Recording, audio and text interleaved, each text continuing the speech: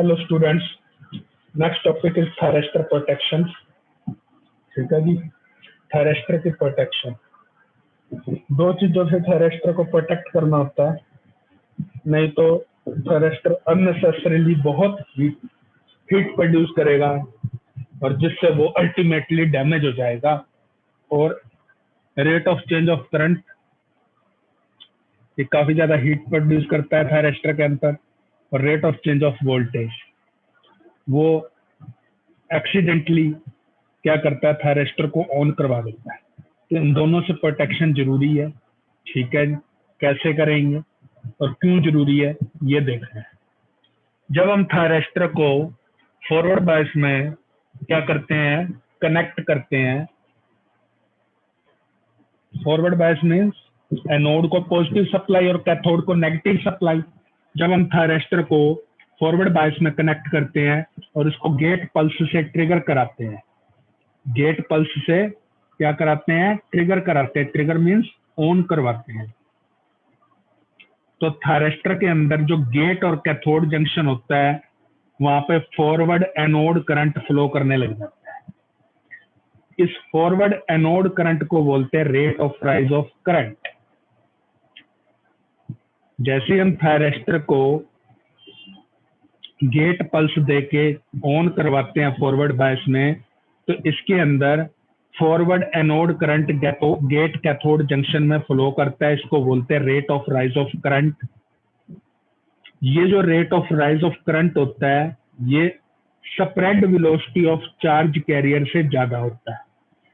Spread velocity of charge carrier, spread velocity of charge carrier का मतलब भी जो गेट और कैथोड का जंक्शन है ना, वहां पर कितने चार्ज कैरियर स्प्रेड होंगे, उसको बोलते हैं spread velocity of charge carriers. ये जो गेट करंट फ्लो करता है, rate of rise of current flow करता है di/dt, ये spread velocity of charge carrier से ज्यादा फ्लो करता है।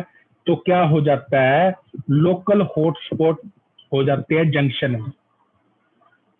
जंक्शन के ऊपर क्या हो जाता है, लोकल हॉटस्पॉट। क्यों होते हैं? क्योंकि करंट की कंसंट्रेशन काफी बढ़ जाती है, चार्ज कैरियर से ज्यादा करंट फ्लो करने लग जाता है। और ये जो लोकल हॉटस्पॉट होते हैं, ये हीटिंग पैदा करते हैं। और वो जो हीटिंग है, वो थायरेस्टर को क्या कर देती है, डिस्ट्रॉय कर देती है, डिस्ट्रॉय। ठीक है जी। तो di/dt rate of rise of current अगर बहुत ज्यादा बढ़ेगा, ठीक है जी, अगर वो spread velocity of charge carrier से बढ़ेगा, जैसे ही gate rate of rise of current flow करता है तो चार्ज कैरियर स्प्रेड होते हैं। पर अगर rate of rise of current spread velocity of charge carrier से ज्यादा बढ़ जाएगा, अगर rate of rise of current spread velocity of charge carrier से ज्यादा बढ़ जाएगा, तो जंक्शन क्या हो जाएगा, हीट हो जाएगा, जंक्शन गर्म हो जाएगा। और वो जंक्शन क्या करेगा, थायरेस्टर को डिस्ट्रॉय कर देगा। ठीक है जी। जितना ज्यादा हीट प्रोड्यूस करेगा जंक्शन, उतनी जल्दी थायरेस्टर डिस्ट्रॉय हो जाएगा। तो हमें ये ध्यान रखना है कि rate of rise of current spread velocity of charge carrier से ज्यादा ना हो।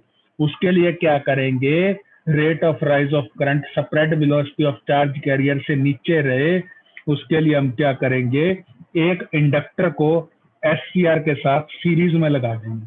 तो इंडक्टर क्या करता है, di/dt करंट को spread velocity of charge carrier से नीचे रखता है।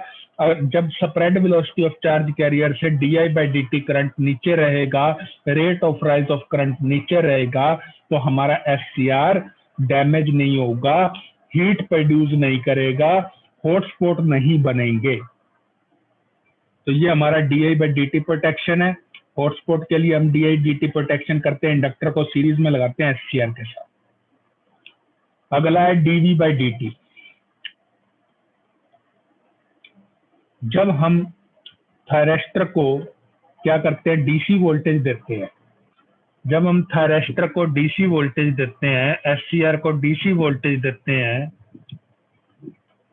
तो SCR के अंदर क्या फ्लो करता है, rate of change of voltage flow करती है, dV/dt। इस rate of change of voltage को हमें जो स्पेसिफाइड लिमिट होती है, जो रेटिंग बताई गई होती है हमें मैन्युफैक्चरर के द्वारा, भी इतनी डीवी बाई डी ले सकता है ये। तो इस rate of rise of voltage को हमें क्या करना है, जो रेटिंग हमें स्पेसिफाइड है उससे नीचे रखना है। ठीक है जी। जब हम एससीआर को डीसी वोल्टेज देते हैं तो एससीआर के अंदर एक वोल्टेज पैदा होती है जिसको बोलते हैं rate of change of voltage, dv by d. इस डीवी बाई डी को जो स्पेसिफाइड रेटिंग है मैन्युफैक्चरर की डीवी बाई डी इतने, इससे ज्यादा नहीं होनी चाहिए, उससे नीचे रखना जरूरी है। क्यों? क्योंकि अगर डीवी बाई डी ज्यादा हो गई उस रेटिंग से जो मैन्युफैक्चरर की स्पेसिफाइड है, तो जो हमारा डिवाइस है वो ऑन हो जाएगा, ट्रिगर हो जाएगा एससीआर बिना गेट ट्रिगरिंग के। और हम चाहते हैं गेट ट्रिगरिंग से ही ऑन हो। तो अगर डीवी बाई डी से ज्यादा वोल्टेज कर देते हो, अगर डीवी बाई डी जो स्पेसिफाइड है मैन्युफैक्चरर के द्वारा उससे ज्यादा वोल्टेज मिल जाती है, तो एससीआर हमारा ट्रिगर हो जाएगा, ऑन हो जाएगा, कंडक्ट करने लग जाएगा बिना गेट सिग्नल को। तो हमें कोशिश करनी है जो स्पेसिफाइड मैन्युफैक्चरर रेटिंग है उससे कम डीवी बाई डी रेटिंग रखें। ठीक है जी। इसके लिए हम क्या करते हैं, इसके लिए हम स्नबर सर्किट का यूज करते हैं। किसका यूज करते हैं? स्नबर सर्किट का। अब आगे आपको स्नबर सर्किट दिखाता हूं मैं, उसमें क्या होता है और कैसे काम करता है। तो ये होता है स्नबर सर्किट। ये डीवी बाई डी प्रोटेक्शन के लिए ये स्नबर सर्किट है। आरएस और सीएस, एक रेजिस्टेंस और एक कैपेसिटर, दोनों आपस में सीरीज में है और दोनों का कॉम्बिनेशन पैरेलल में एससीआर के साथ लगा रखा है। दोनों का कॉम्बिनेशन पैरेलल में एससीआर के साथ लगा रखा है। तो इसको बोलते हैं, ये जो ऊपर वाला कॉम्बिनेशन है ना आरएस और सीएस का, ये क्या है? ये स्नबर सर्किट है। ये डीवी बाई डी प्रोटेक्शन करता है। कैसे करता है वो देखो। जैसे ही मैं इसमें स्विच एस को ऑन करूंगा, जैसे ही मैं इसको स्विच एस को ऑन करूंगा तो क्या होगा, जो कैपेसिटर है ये लो रेजिस्टेंस पाथ शो करेगा और सारा का सारा जो वोल्टेज है, ये जो सप्लाई वोल्टेज है, ये करंट देगा। वो करंट क्या होगा, वो कैपेसिटर के अंदर फ्लो करेगा। सारा का सारा करंट कहाँ चला जाएगा? कैपेसिटर के पास चला जाएगा, थायरिस्टर के पास डायरेक्टली नहीं जाएगा। इस तरीके से करंट फ्लो करेगा कैपेसिटर के अंदर। ठीक है जी। एक सेकंड और अच्छे से बना लेते हैं इसको।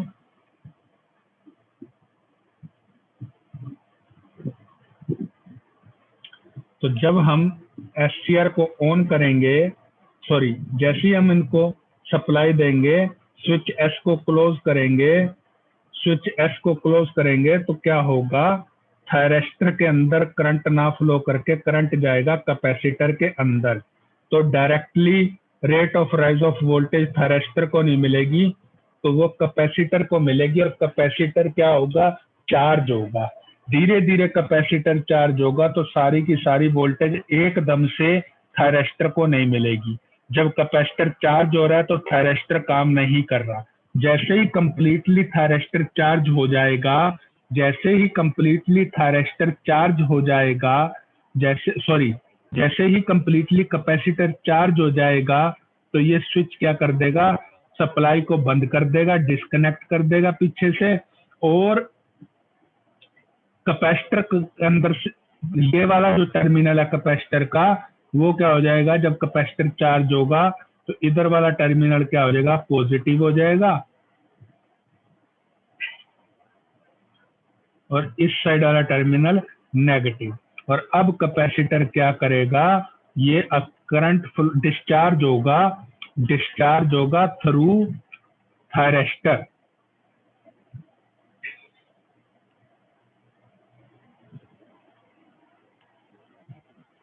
अब थायरिस्टर के अंदर से वोल्टेज फ्लो करेगी डीवी बाई डी, पर वो स्लो फ्लो करेगी, तो जो स्पेसिफाइड लिमिट है उससे नीचे रह जाएगी।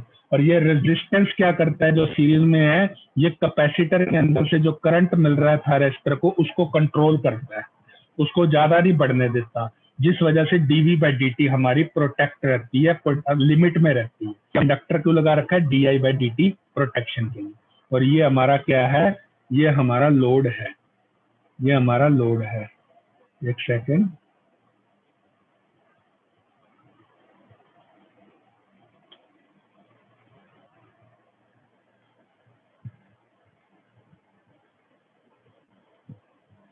ये हमारा लोड है एल से। तो समझ आ गया सबको। इस तरीके से हम dv by d t protection करते हैं। हम क्या करते हैं, शनबर सर्किट को एस शेयर के साथ पैरेलल में लगा देते हैं। शनबर सर्किट क्या होता है, combination of capacitor and resistance होता है। जब एस स्विच क्लोज करते हैं, जैसे ही हम एस स्विच क्लोज करते हैं तो ये वोल्टेज एस शेयर को नहीं मिलती, low resistance path capacitor show करता है। तो यहाँ से जो वोल्टेज है वो कैपेसिटर में चली जाती है, और कैपेसिटर में जाने पे इसको क्या मिलता है, कैपेसिटर चार्ज होने लग जाता है। और जब कैपेसिटर कंप्लीटली चार्ज हो जाता है तो वो क्या करता है, थायरेस्टर के थ्रू डिस्चार्ज होता है और थायरेस्टर को करंट देता है, जिससे थायरेस्टर काम करता है। और as a result slow dv by d t, कम डीवी बाई डी टी मिलती है स्पेसिफाइड लिमिट से। ठीक है, तो गेट ट्रिगरिंग से हम एससीआर को ऑन करवा देते हैं। तो ये जब स्विच एस होता है, कैपेसिटर चार्ज होता है, तो इस तरीके से करंट फ्लो करता है, कैपेसिटर चार्ज हो जाता है। जब कंप्लीटली कैपेसिटर चार्ज हो जाता है तो अब कैपेसिटर इस तरीके से डिस्चार्ज होगा, यहां से रेजिस्टेंस की तरफ जाएगा कैपेसिटर डिस्चार्ज होने, और फिर इस तरफ से ऐसे जाएगा। तो इस तरीके से वो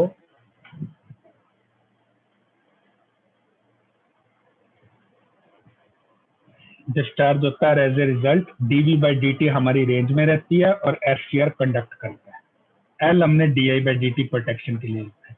और ये हमारी वी एस है। ठीक है जी, सोर्स सप्लाई डीसी।